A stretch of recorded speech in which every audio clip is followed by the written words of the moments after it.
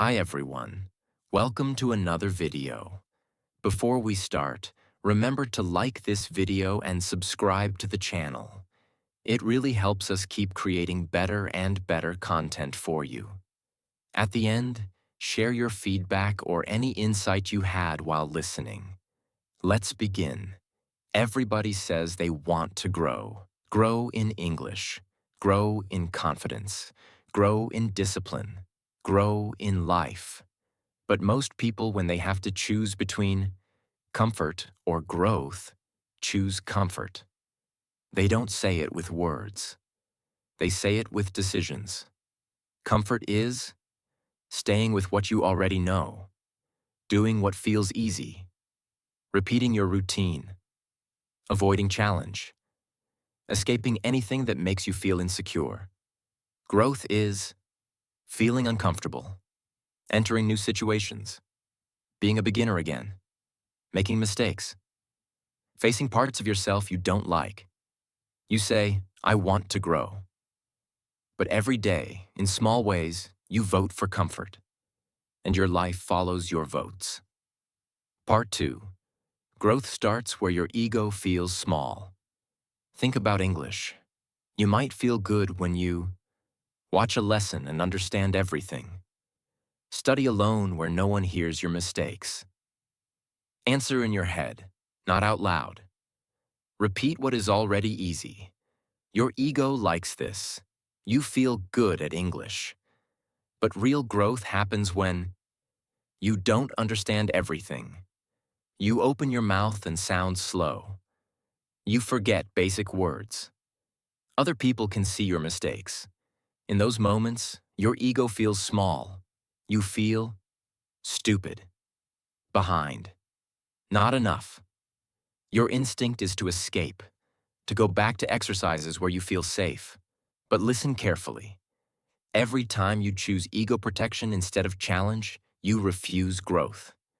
You stay good at your current level and block your future level.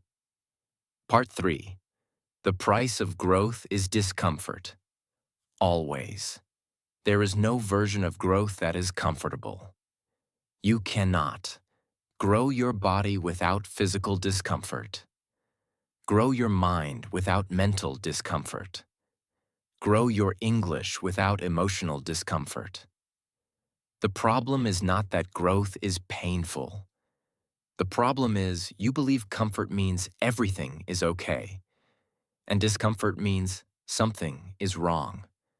So when you feel nervous speaking, bored practicing, tired studying, awkward trying something new, you think, this is not for me. I'm not talented. I'm not ready. But most of the time, you are not hitting a wall. You are entering a growth zone. It just doesn't feel romantic. It feels like work. Part 4. You say you want growth, but you live for approval. Choosing growth often means choosing to look bad for a while. That is difficult when your life is built around impressing people, maintaining an image, looking smart, looking strong, looking successful. You avoid situations where you might sound basic in English. You might not know the answer. You might ask a stupid question. You might fail publicly. So you stay only where you already look good. The result? You protect your reputation and sacrifice your evolution. Ask yourself honestly, do I want to grow, or do I want to look good while staying the same? Because many times, you cannot have both. Growth looks like saying, I don't know, teach me, asking for help, starting at level 1, doing what you are not good at yet. Approval looks like pretending you know, hiding your questions, showing only your strengths, staying at level 2 forever because you look good there. Choose. Part 5. Growth means leaving versions of you behind. When you choose growth, you're not only choosing new skills, you're choosing to let some parts of you die. For example, to grow in English, you might have to let go of the version of you who is the quiet one, the version of you who never makes mistakes, the version of you who only speaks when perfect. To grow in life, you might have to let go of the version of you who always pleases others, the version of you who escapes difficult things, the version of you who laughs at your own dreams before anyone else can. Growth is a kind of funeral. You say goodbye to an old identity and walk into a new one that feels strange because it is not you yet. Many people avoid growth because they are secretly loyal to an old story about themselves. They prefer being, I'm shy, I'm lazy, I'm not good with languages, I never finish anything. Because that identity is familiar. Choosing growth means being more loyal to your future than to your past. Part 6. How to choose growth in practice, not just in your head. Let's make this real. Choosing growth is not a feeling. It is a set of decisions that you repeat. Here is a simple protocol. Step 1.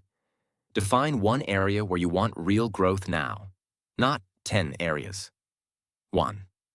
Maybe English speaking, your body, your emotional control, your work or skills. Right? In this season, I am choosing growth in Step 2. Identify what comfort looks like in that area. For example, with English, watching videos without speaking, only reading subtitles, studying grammar but never using it, avoiding conversations, with your body, sitting all day, eating whatever feels good now, saying I'm too tired every day. Comfort is not bad. It is just not a place where you transform. Step 3. Design small growth actions that feel uncomfortable but possible. For English, this could be speaking out loud for 5 minutes a day, even if you are alone.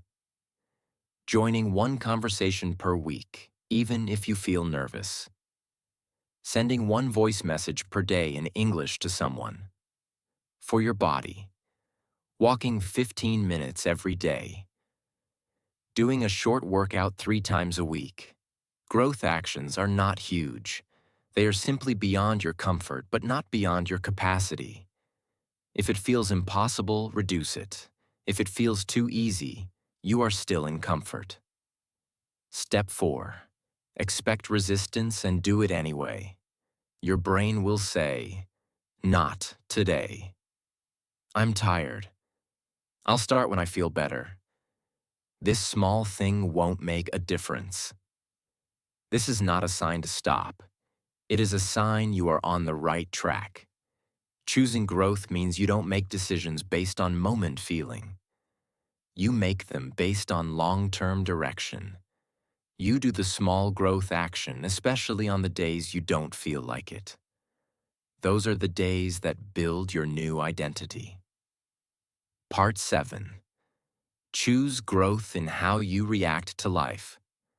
Growth is not only about skills, it is also about how you respond when things go wrong. Comfort reactions look like blaming everyone, complaining, saying, "This always happens to me," quitting quickly. Growth reactions look like, "What can I learn from this? What part of this is my responsibility? How can I respond better next time? I will try again with a different strategy." You don't control everything that happens to you, but you always control whether you react with old patterns or growth.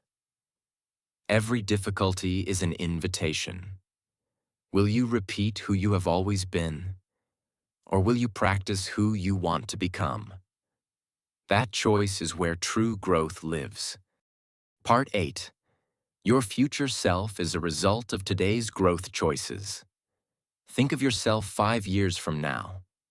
They might speak English with calm and confidence, work with better opportunities, have a stronger, healthier body, feel more stable emotionally, live with more courage and less fear, or they might be almost exactly like you are now. Same fears, same excuses, same life. The difference will not be luck. The difference will be how often you chose growth when comfort was easier. Your future self does not need you to be perfect. They need you to be a little more honest, a little more brave, a little more consistent with uncomfortable actions. When you choose growth today, even in a small way, you are sending a message to them. I am working for you. I am not leaving you with the same problems forever. Part 9. Growth is saying yes to small, scary things. Most people imagine choosing growth as one big decision: changing careers, moving to another country, starting a huge project. But in real life, growth is usually much smaller and much less dramatic. Growth is saying one sentence in English when you could stay silent, asking one question when you could pretend you understood, saying no to something that drains you even if people don't like it, starting a task for 10 minutes when you could scroll for an hour. These moments are not impressive. No one will clap for you. No one will post about it. But each time you say yes to a small, scary action, you change your internal story from, I avoid what makes me uncomfortable, to, I can walk toward what scares me in small, real ways. This is how your identity evolves. Not by thinking, but by voting through your actions. Every small yes to growth is a vote for a braver you, a more fluent you, a more disciplined you, a more honest you. You don't become that person in one day. You become that person when those votes start to repeat. So from now on, when something feels a little scary but not dangerous, ask, what would the growth version of me do now? Then copy that version in a tiny, concrete action. Even if your voice is shaking, even if your English is broken, even if your confidence is low. That is how you choose growth in real life, not just in theory. Thanks for listening. See you in the next video.